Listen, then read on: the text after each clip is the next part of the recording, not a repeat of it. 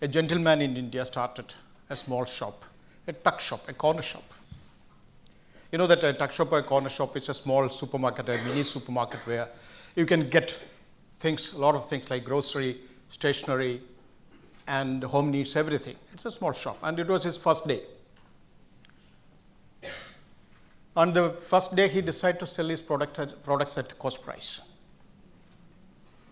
And his first customer was a lady who wanted to buy a pen. The pen was costing 12 rupees, and the lady gave him a 20 rupee note. He didn't have change.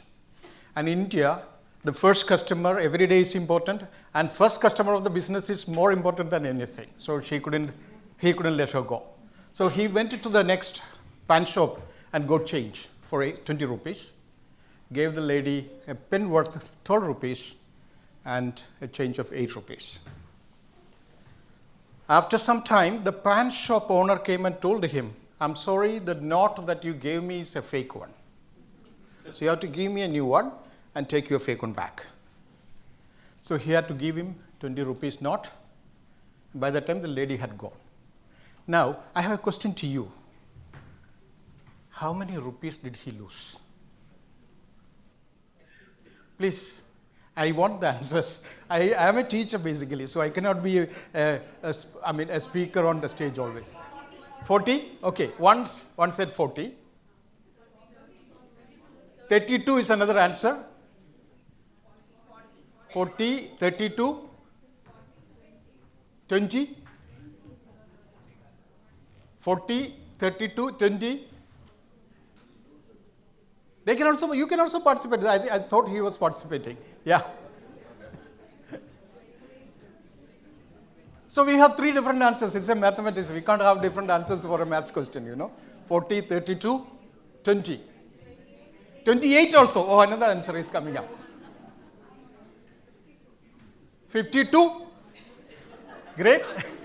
Okay. Pardon? My question here, a small question of 20 rupees or 8 rupees or 12 rupees pen can cause this much problem in the world. How much problem can these new technologies can create? The answer we'll discuss later. Keep it in your mind. Right. So the world.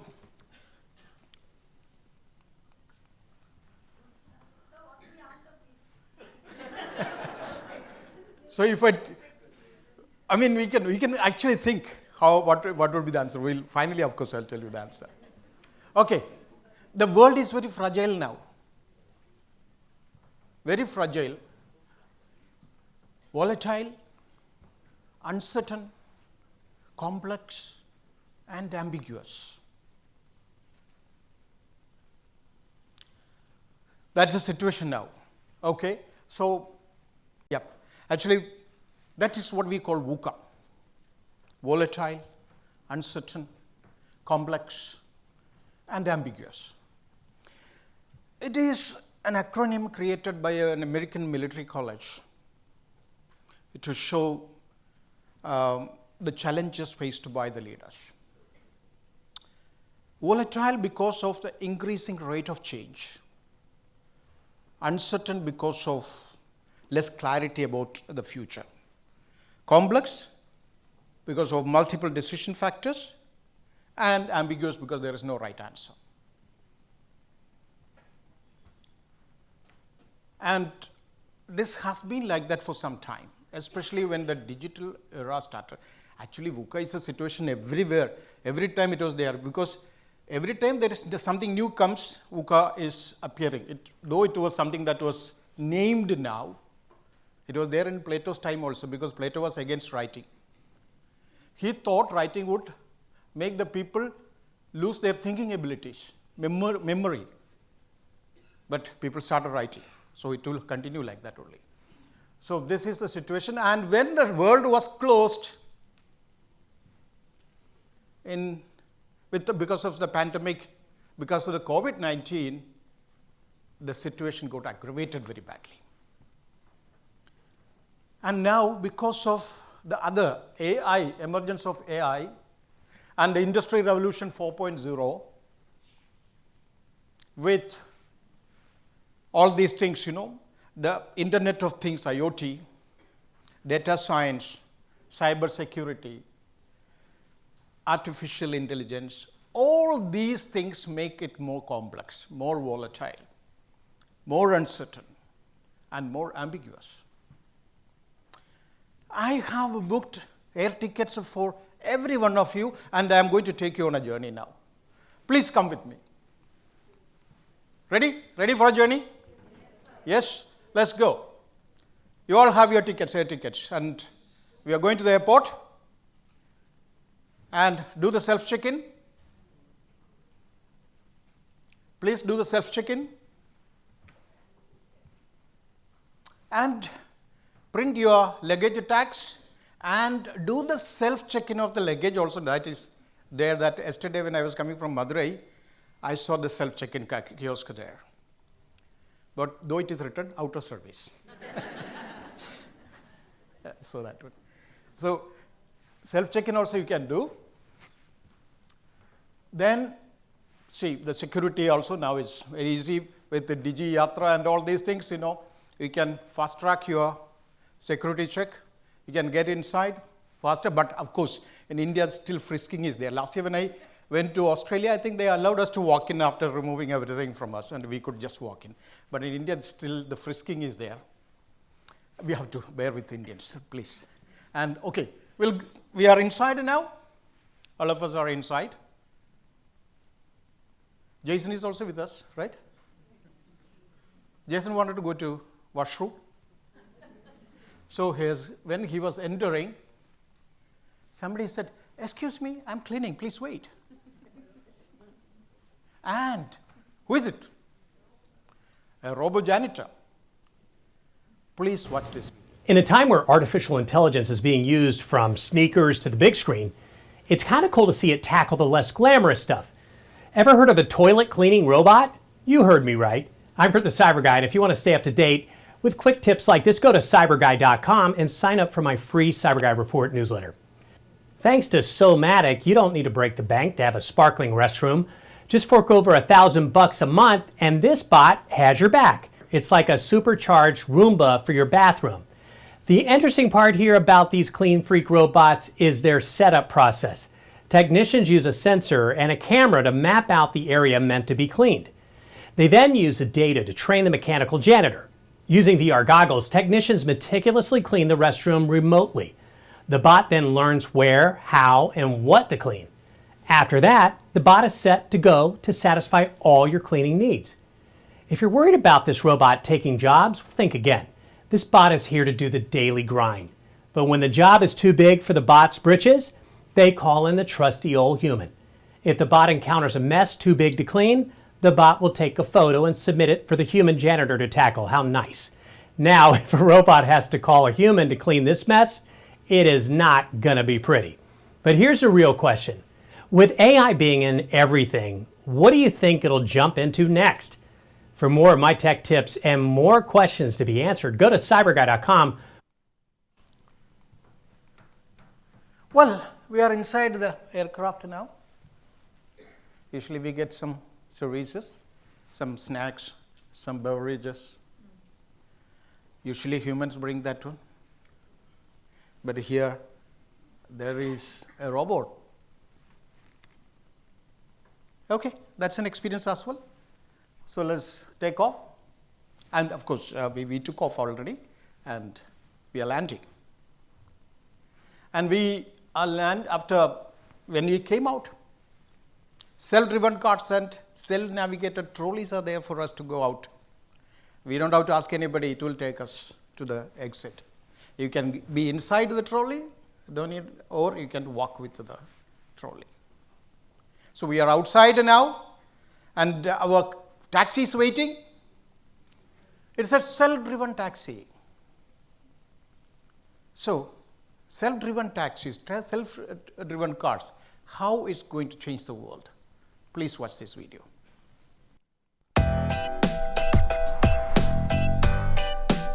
Self-driving cars. Pretty cool.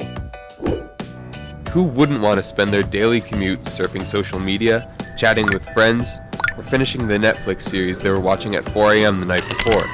It all sounds virtually utopian. But what if there is a dark side to self-driving cars? What if self-driving cars kill the jobs? All the jobs. If you haven't been living under a rock without a 4G or Wi-Fi connection specifically, you probably have already seen reports that self-driving technology might kill a lot of trucking jobs. There are about 4 million trucking jobs in the United States, or 2% of the entire workforce. Different pundits have considerably different estimates on how long it will take before the technology is ready. But when it happens, the job losses could start piling up rapidly. And it's not just truckers. Taxi and bus operators, and even the drivers who helped Uber build its treasure trove, will be affected. By the time you factor in these jobs, 3% of the workforce is at risk. But it won't just be drivers that are out of luck. The end of driving will likely cause a cascading effect, rendering various staples of 20th century life obsolete. Some contemplating on the topic reveals job losses on scales big and small. Let's begin. In 2015, $405 million were collected in traffic tickets in New Jersey alone. Losing this revenue will be a big hit to town and state governments. But more pointedly, will there even be jobs for traffic police when there aren't any drivers to ticket? Down the line, self-driving cars could lead to a precipitous drop in the number of people who own vehicles, as car use shifts to a subscriber-based or per-use model. In such an environment, car dealerships may vanish or become a niche industry, perhaps catering to high-income individuals who wish to own sexy and increasingly impractical sports cars. The end of car ownership would also effectively end the reign of parking lots and parking garages. Cars could be whisked away to a new destination immediately after dropping a customer off at their location. The inability to ticket cars parked past their time limit would be another lost source of income for police officers. Self-driving cars need maintenance, just like any other car, so at first blush, mechanics and repair shops would not seem to be at risk. But perhaps they will be. In a model where a few huge corporations own fleets that comprise the vast majority of cars on the road, vehicles are likely to automatically report to predetermined facilities whenever a problem is detected. The repair industry could go from being one of the most fragmented and decentralized industries in the United States to being almost entirely uniform and centrally owned. In such a system, one could also expect the maintenance facilities to be highly standardized and automated themselves, which would mean that they would be creating far fewer new jobs than they are displacing. Tire dealerships, car washes, detailing shops, and towing services could suffer much the same fate. Another potential casualty of centrally owned and possibly electric car fleets: gas stations. The corporations that own the car fleets will likely want to own the recharging stations too, but even if they don't, self-driving cars would certainly be the final nail in the coffin of the gas station attendant. And what about car insurance? Even if the decline of car ownership turns out to be a myth, if self-driving cars deliver on the safety and accident reduction improvements that developers promise, this industry could be substantially disrupted. And one forecaster thinks that the industry will shrink by 60% by 2040. We aren't done yet. The hotel industry in many areas could see a loss of jobs due to self-driving cars. Initially, this seems counterintuitive. If people are traveling more, wouldn't we need more hotels? But if the cars drive themselves and you are taking a long trip, why not sleep in the car? Especially if you could just bring up an app and request a sleeping or hotel car to come pick you up. It's easy to imagine destination spots thriving with the introduction of self-driving vehicles, but the places in between may not be so lucky. By the same token, mass-market short domestic flights may be made obsolete. Sure, cars will never compete with airplanes in terms of pure speed, but why go through the hassle of going to an airport, checking luggage, getting frisked at security, and then waiting for a flight in a busy terminal when you can relax or even sleep through a personal car ride that is only slightly longer? Some of the same problems could hurt the passenger rail industry and its thousands of jobs. Okay, so you get the point. There are an overwhelming number of jobs that self-driving cars either threaten outright or promise to throw into stormy waters. And we haven't even covered driver's ed teachers, DMV employees, bumper sticker designers, and the companies that make those little pine trees that smell nice. Ever since the Industrial Revolution, there have been concerns that workers made of iron or steel were going to steal the jobs from flesh and blood humans. But could self-driving cars be the turning point? We hope you enjoyed the video. Well, we reached our hotel, and we have two hotels. All of us can't be in one hotel. Okay, first hotel we are going to the first hotel, and some of us will be staying there. Okay, and we are dropping our friends to another hotel now.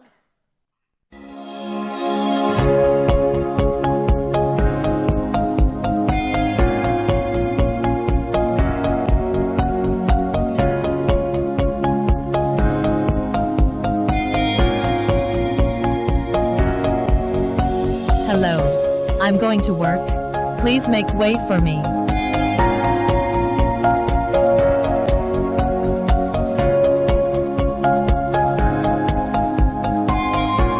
I'm going to be in the elevator, and I am so nervous. Please go inside and leave the middle position to me.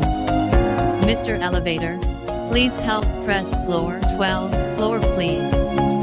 I'm going out of the elevator. Please give me the road ahead. Don't detain me.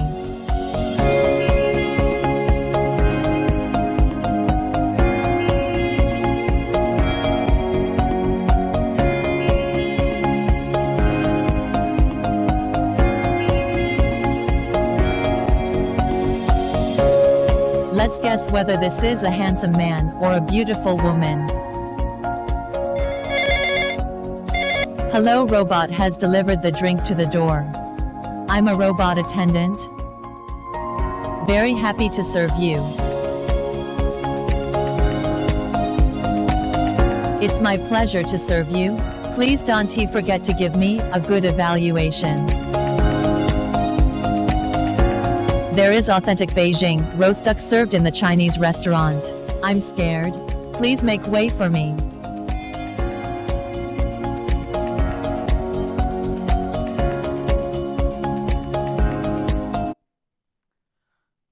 Well, we are all hungry, so let's go to a restaurant.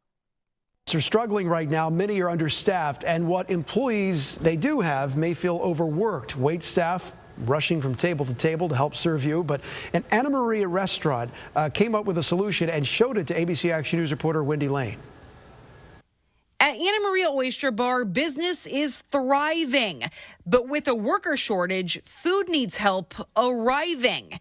And that's where Pearl comes in. The best part of an oyster is a pearl, right? So now we have Pearl. Pearl is a robot that delivers food from the kitchen to the tables. Pearl works 7 days a week.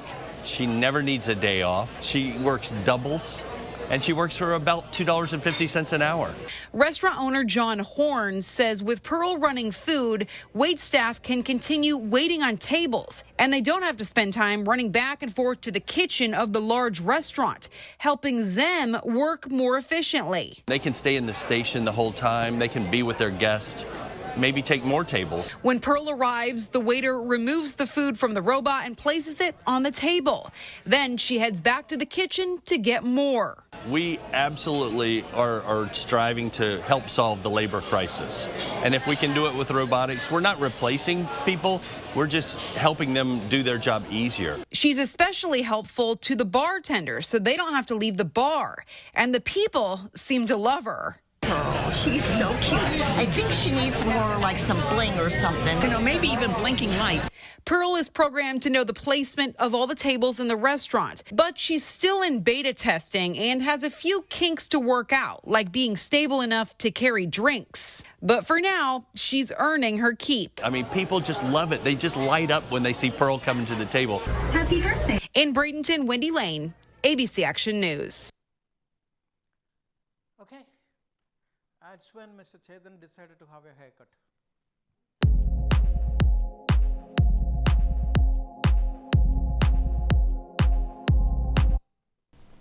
And Ms. Chetna Sabharwal wanted a secretary, urgent work to be completed, and she hired one.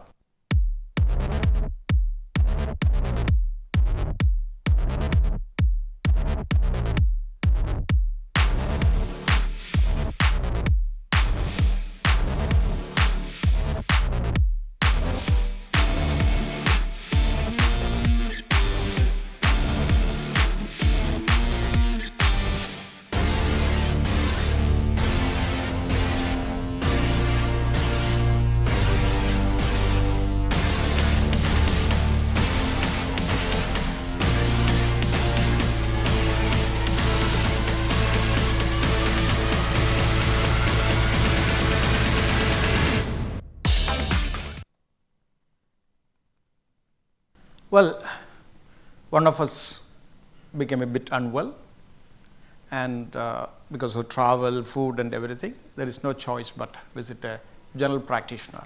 And this is a general practitioner.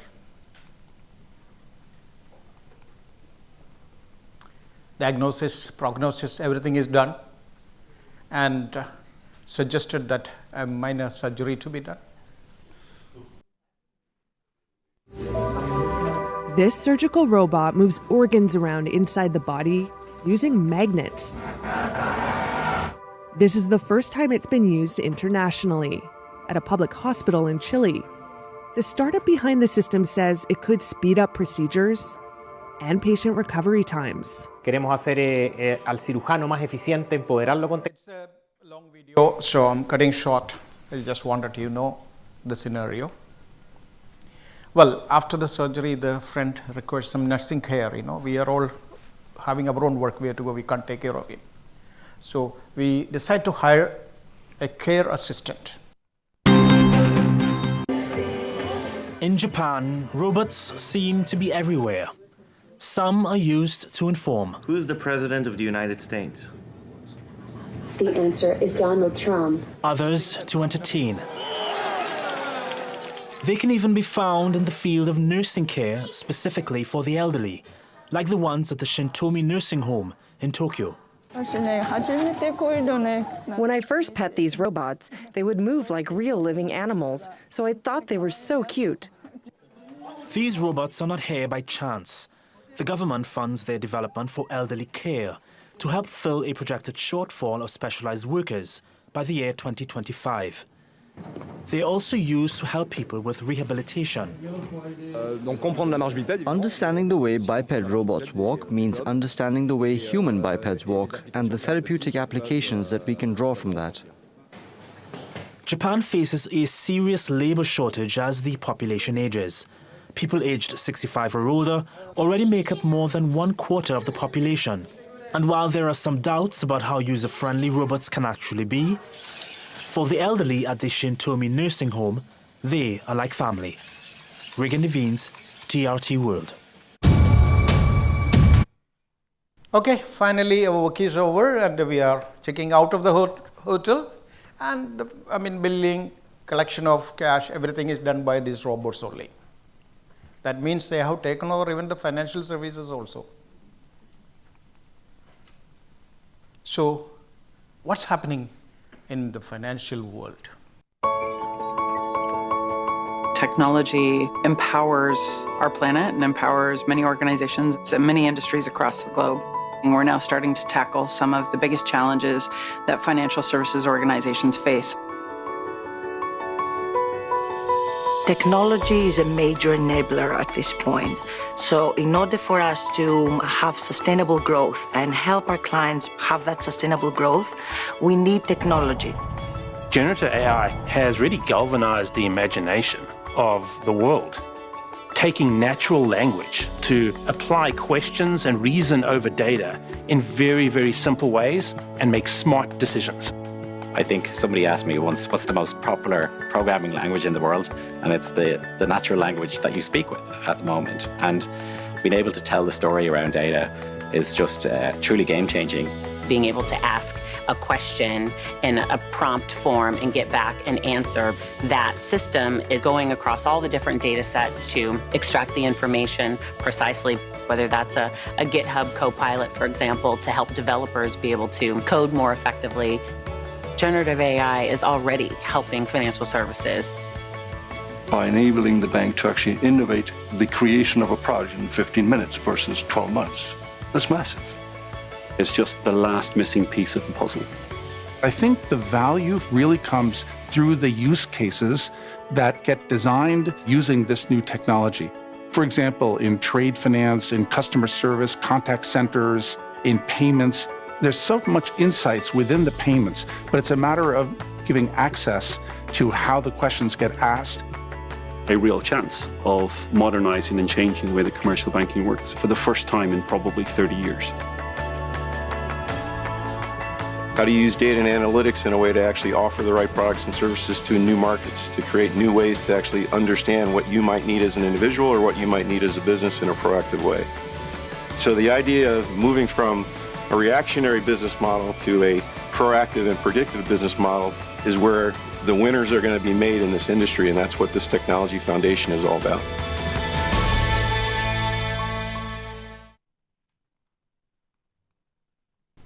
Well, communication and customer care, we have been seeing nowadays. We get calls, and sometimes it sounds okay. I mean, recently, now a recent trend. Previously, when we get itself, and we could hear that the long bell, and we could understand that's a computer generator call. Now, when you say hello, they say hello like humans. When you say hello, only they connect to the robot. That's what I have been experiencing a few days now. So communication and customer care is also in the hands of the robots now.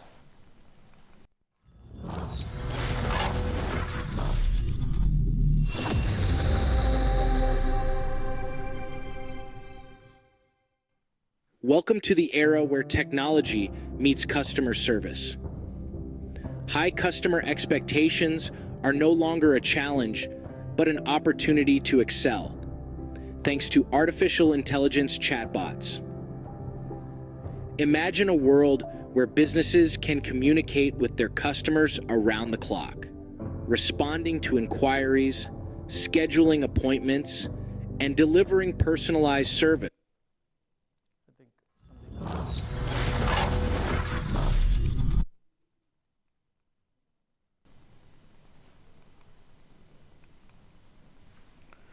Yep, I think that video has got some problem, it looks like. So you have understood. Every area has got now the influence of artificial intelligence. That makes the VUCA world, the volatility, the uncertainty, the complexity and ambiguity more and more. And as Cindy Bills mentioned, teachers asked whether we will be replaced or not. I will say humans will not be replaced, but humans who know AI will replace humans who do not know AI. That will happen in future. That's for sure. So what can we do? Well, it's a context for us to understand the future. And we can also establish boundaries and plan policies. We also can have the decision taken according to the need of the time. So we need to outsmart the VUCA situation. I mean, like Arundhati Roy said, COVID time she said that. Pandemic always historically is an opportunity for us to redefine and actually offload our past burdens and start a new world. That's what, in short, she mentioned in that one. Even the advent of AI is also something like that. It's an opportunity for us rather than a threat for us to redefine the world that we are in. We are in the teaching world, teaching and learning world. How to redefine teaching and learning? We can do that one. Well, actually, we have to take it like that. Whenever there is a new thing, always, humans have a tendency to resist change. That's why I said Plato was against writing. But if writing were, can you think of a world without writing now?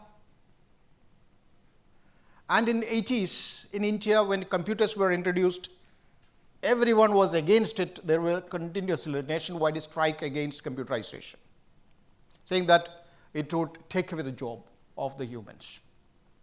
But what happened? Can you think of a life without computer now? See, now the situation is that the handheld device that we are having, phone, actually, I don't know why we are calling it phone anymore, because it's not more, phone is one of, calling is and receiving call is only one of the smallest functions of that one. It is not anymore a phone. And that possesses a complete world of knowledge which the total world didn't possess together 10 years ago. Now that device has got that kind of information. So such a world, so we have to take it as an advantage for us. So it will create new jobs. It will reduce costs. It will improve work efficiency. It will help us take better decisions. It will improve product quality, and it will also optimize human resource structure. That's where we have to take it. It's an opportunity for us. So that means we have to keep a clear vision. A clear vision, everyone should have a clear vision, everyone, to make agile judgments and respond appropriately to rapid unfolding situations. That's what the slide says. Every time new things are happening, so only the vision can help. We can't predict what's going to happen next. So only you can have a vision vision alive. That vision will help you. So when you have doubt, you can always go and check the vision. What's your vision? Accordingly, you can take the decisions rather than deciding what to do after this. Then we have to message, actually, communication. It's very important to have communication. Communication is never one way. It is always a cycle. You have to communicate, receive, communicate, receive. So continuous. So against the backdrop of this continuously shifting scenario and priorities, you have to use the virtual modes of communication. Now, if the school say that I don't want the students to bring phones to the school, it is foolishness, I will say. And if you say no, they will bring somehow. And you only will have time to punish them. But allow them with conditions. That is where the agency will work. They have to have self-efficacy. Digital devices should be allowed. This is my point of view, rather than restricting. If you restrict, they will still use it without your knowledge. If you allow, they will use it more effectively. That's one thing. Then another thing, well, long-term planning is no more something that you have to do. It will not work. The past solutions to problems also will not work. You have to invest in short-term plans, not long-term plans. You should not invest time in long-term plans, but go for short-term plans.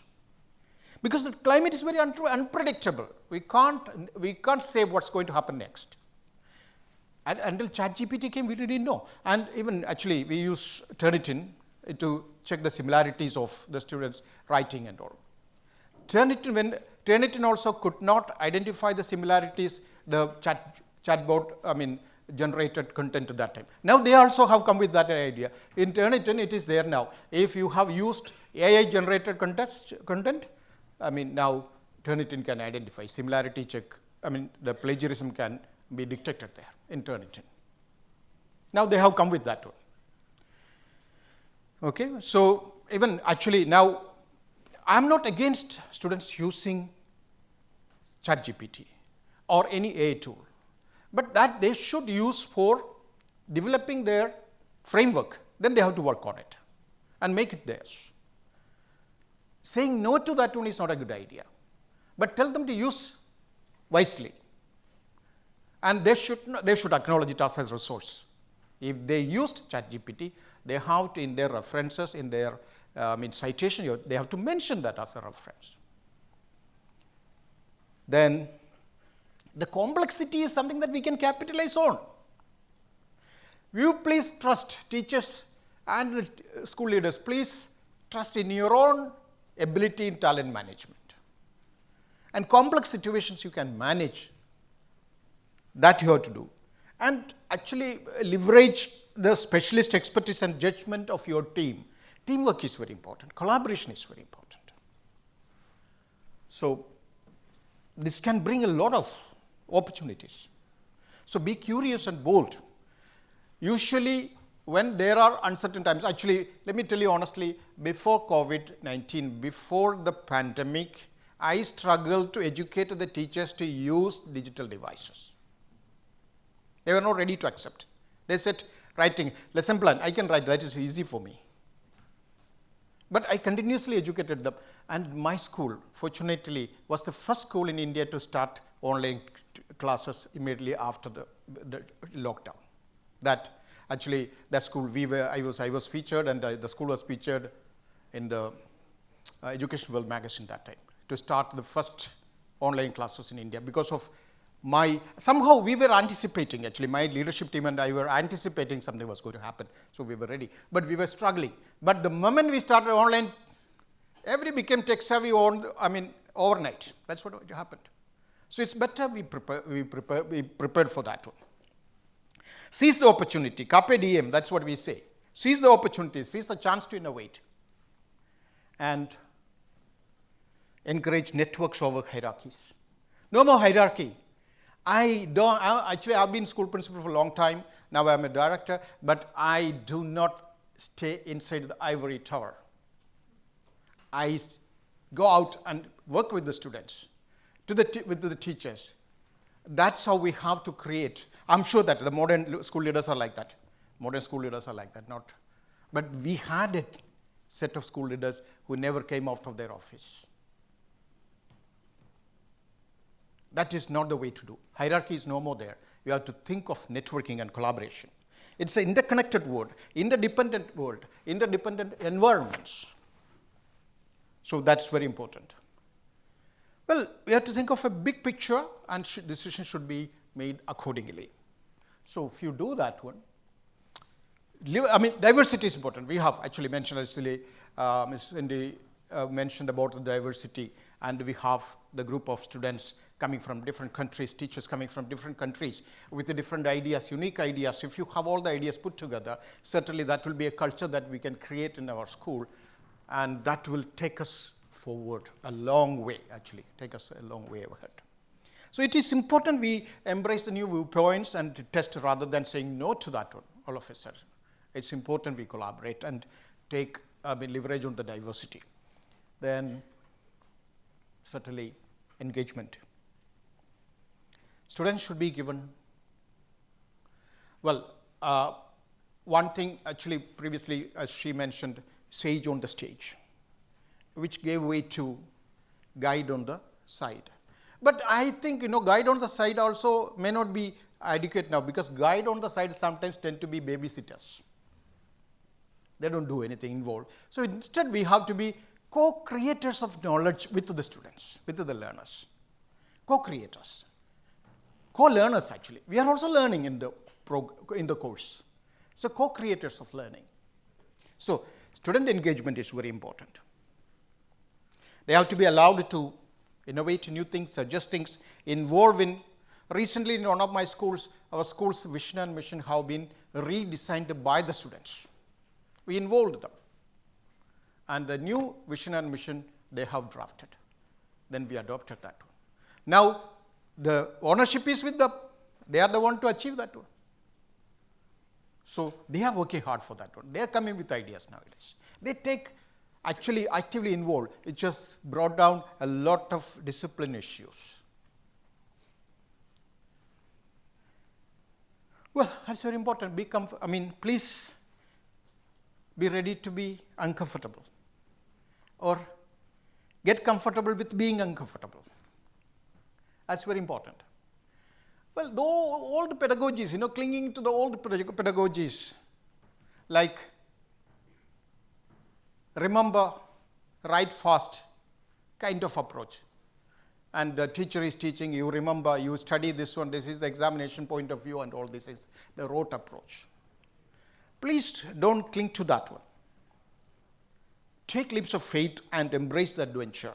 Adapt to new ways of working, new ways of teaching, new ways of thinking. So if you do that one, the volatility, which is the situation of speed, magnitude, turbulence, and dynamics of change, will become vision. The uncertainty, the unfamiliar territory, and unpredictable outcomes will become understanding. And complexity, that is multiple interdependencies amidst global interconnectivity, will become clarity. And ambiguity, multiple perspectives and interpretations of the scenarios will become agility. So, the fragile world will become an agile world now. From volatility to vision, uncertainty to understanding, complexity to clarity, and ambiguity to agility. So, from the fragile situation to an agile situation will become. Well, this one I like that quote. Resisting change is like trying to hold your breath. Even if you succeed, it won't end well. So, resisting change of artificial intelligence is coming to teaching and learning. Will not help you. Ultimately, it will come. So, better to adapt. As he said, you can't change the wind, you can't fight the wind, you can't ignore the wind, but you can set your sail rightly. You can set your sail and harness the wind. That's what you can do. And thank you very much. I can take questions if you have any.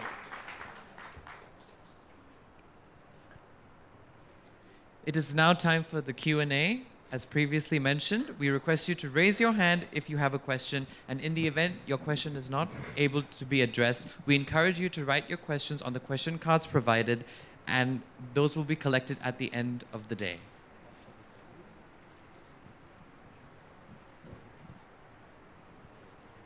Thank you, sir, for the wonderful presentation. I agree with all those points, and I am for AI and robo. Will it be possible for all the people in all the countries to have service by robo? That is one thing. Next one, the operation theater. Suppose we have to have an operation. Will all of us have the confidence to accept that service? Okay. Well, incidentally, I would like to tell you one thing. A person who is asking the question is always in control. So what I usually do is to ask the question back to the person. What do you think are the solutions for that one? I think it's not possible for everyone to afford to have the service of AI and robo techniques for common services. And the next one is, it's not affordable, so what will you suggest? Well, ma'am, actually, though I asked that question to you, I wanted to know your perspective. I also do not know, to be very frank, to answer that one. But what I think is like this. Certainly people, the first question was affordability. Before that you asked a question. Operation, the affordability. See, in India, when we started internet, this question was asked. How many of us can afford internet? Now, who does not have internet? That's my question. Who doesn't have? Even, actually, we have the street vendors who are selling vegetables and all have QR code. You can pay through Paytm or this one, Google and all. So, ultimately, I believe that this will reach out to people. Then about the affordability. Now also, this robotic technology is used in medical, in the medical program, medicine. Will all of us agree with that? See, whether you, nowadays also, no, accept the service means they don't tell you. Actually, human doctors also there, they use the service of the robots there. That's what happens now. Even now it happens in the operation theaters actually. robots are there. The robotic surgery happens. That happens nowadays also, and it changed. I think there is a technology used, that's what they say. This is all technology used. You know, I mean, sometimes we are all being tested continuously. That is one thing. Research is happening on us. When you go to a hospital, they try medicines on us. I don't know if the doctors are there among them. Please excuse me, don't try. Don't. I mean, they do that one. It happens. It happens. In a way, we test. Yes.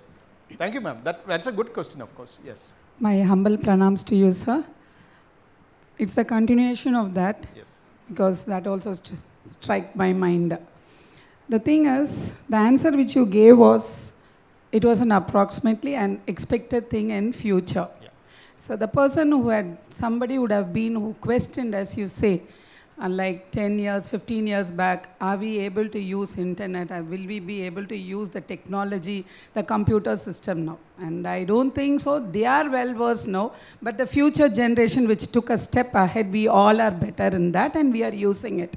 Same way I would like to tell you something. Might be the same situation in 2030 as you showed in the video. India would be like that. We foresee that. Now at present, when you have told us that learn AI, move into that level, and where are we going to go to that situation, sir? Really, it's a question mark. We can learn, and as she told that, all cannot afford that. So India, every teacher is like with high potential. That's what I feel. Even I'm a teacher. Then goes the principal. So we all are highly potential and we know and we are energetic and we want to learn and look forward all these things. But how far we are into that opportunity, that lies more in the money. Nobody knows. Nobody knows how far we will be able to go like this. Nobody knows. So better to be updated yourself with the latest technology. Otherwise, be ready to be evicted from the system. That's what is going to happen. So we have to know the reality. That's what I mentioned, be ready to be uncomfortable. Definitely we teachers will be, sir. Yeah, I hope. All? That's what. Thank you. That's what I would say. Actually, there is one possibility even now. A couple of days ago, I conducted a training for teachers where I actually told the teachers to create personalized learning roadmap for each student using AI, and which is very good actually. Yes. Thanks, Dr. Pillai. Can you hear me?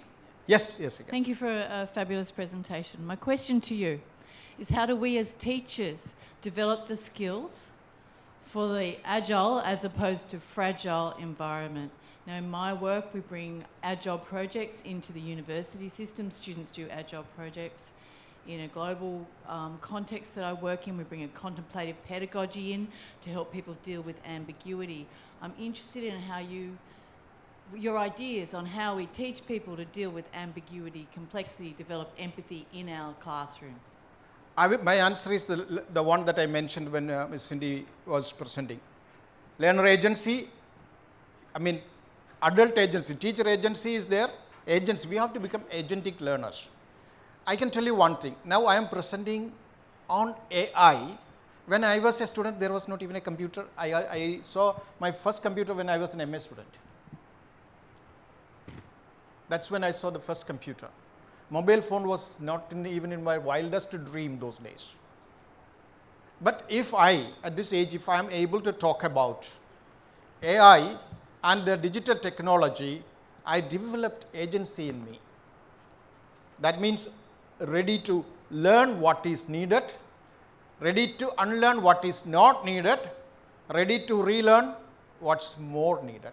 That way, if you develop that agency, then you will be able to develop that actually from ambiguous situation to agile situation. So you have to take the opportunity. For example, I can tell you that the agency was better developed, some teachers will agree with me, better developed among the students during the COVID season.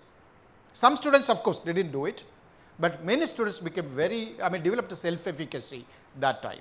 So some situations will give us opportunities to start new things and change the situations. Well, again, I also do not have an answer to that one. These are all my thought process, my perceptions. That's all.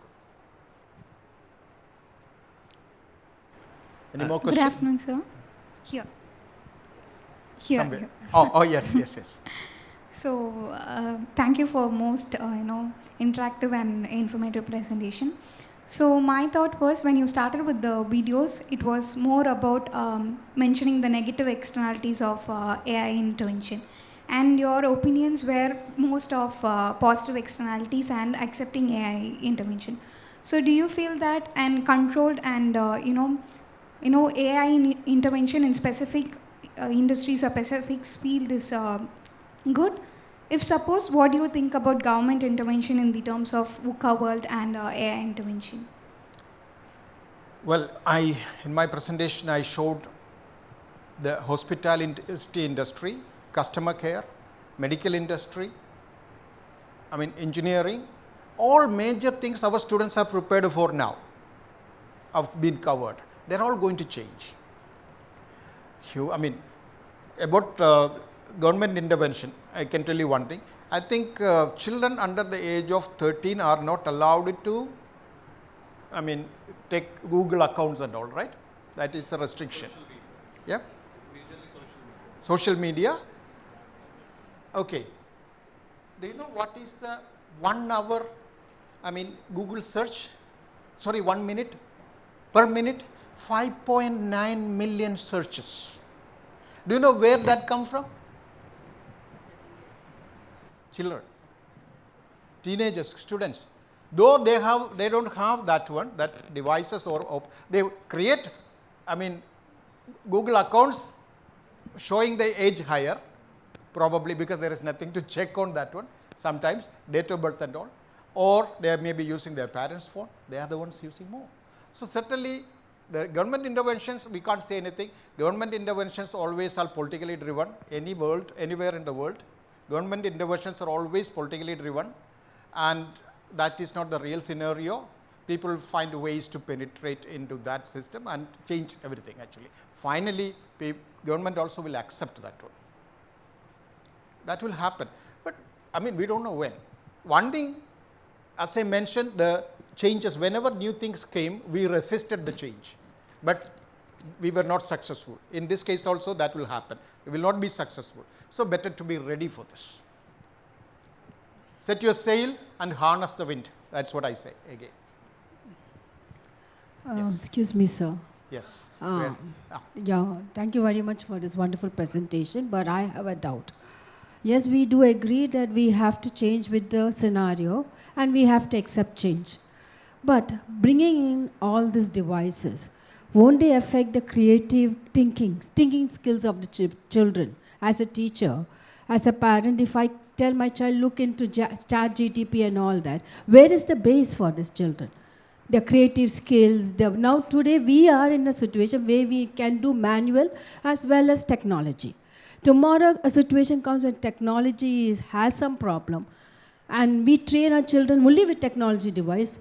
How will they be able to accept the situation and solve the problems? Today, if there's no computers, we can use fingers and do mathematics. We know the spellings we can write, but in future, if we bring in that, we won't be teaching the children how to learn the spellings and all that. How will they face such crisis? Okay, let me answer you like this. When there is a device available, for example, a calculator, why do you have to learn multiplication table? Why do you have to go to the wrong way, long way? Why do you waste your time? Because tomorrow when there's a crisis, the calculator is not working. If the child knows how to do it, he won't have a problem. That's but tomorrow, which crisis you are anticipating? Why, sir? We never expect a crisis like COVID and all that. That time devices were not affected. Devices were not affected. That time, in fact, the technology helped us continue with our work. Okay, a crisis like war, like where there's no electricity and the towers are affected and all that situations. Power, nowadays, power backup everywhere. Your phone is not going to be dead immediately after the power cut. But after 24 hours, the charge will get over. No, situations can come, but that is a wild situation. Because of that, we don't have to prepare children. one thing, again I want to tell you, I have no answer for that one. But one thing, if you have new thing, if there is a spell check, why should I learn spelling? No, sir. See, that, I mean, I am telling like that. If there is a spell check available, why should I learn spelling by heart? If calculator is available, why should I learn mental mathematics? I will use my creativity in creating new things. Recently, I read somewhere that I will do more creative things. My chores will be done by robots. So, if you give your chores to the robots, your creativity to the robots, and you will do the chores to the, yourself. That's what will happen. So, there can be situations, wild scenario, but that is very wild scenario, very unlikely scenario that they have to use mental skills only for calculation, only for spelling and all. It's a wild, situation that may not happen. But one thing, the world, whether we take it or not, that is again I want to say, whether you take it or not, the world will ultimately become like that. And if you are not accepting, you are the one to be, going out of the system, not the others who are taking it. That's what will happen. I have no other answer because I am also a teacher. I also have some sentiments that you have, but when I speak here and with AI, I have to be with that AI more than those things. Of course, creativity will not be affected. That's what I believe, because creative things we still do. Even our creativity is AI. Human creativity is AI. It is not AI created by themselves or they got reproduced themselves actually. We created them. That is our creativity. Right? Thank you. Yeah, I have one comment to make there, based on that teacher who was talking about the spelling, the language. Yes. Yeah, the language is now the neuroscience and the others are proving that those who are able to write handwriting, they do the handwriting, their brain works better. Probably. You are right. Not probably. It is neuroscience has proved. There are enough research publications available. Yes, sir. I am not in disagreement with you. So that aspect of human creativity, which the brain exercises, cannot be surrendered to an AI. That's what my comment. No problem, sir. That is, but AI will take over. This is the only point I will say. Okay. Okay. Thank you so much. Really appreciate it. Actually, I promised them one thing, the answer to my question, riddle first. And I will ask the question like this only. If you happen to see the lady, if you are a shopkeeper, if you happen to see the lady outside on the street, how many rupees will you demand from her? Pardon?